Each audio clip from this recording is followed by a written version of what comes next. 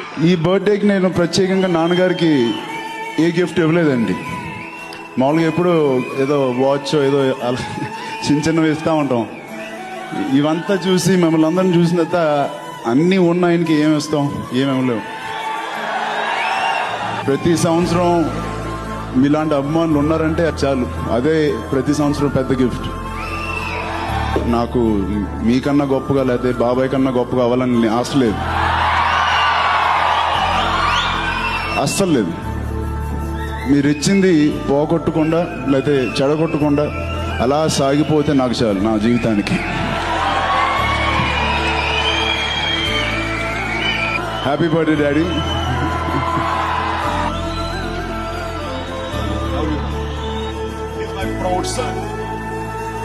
ఎవరైనా సరే చిరంజీవి నువ్వేం సాధించావు అంటే రామ్ చరణ్ సాధించావు.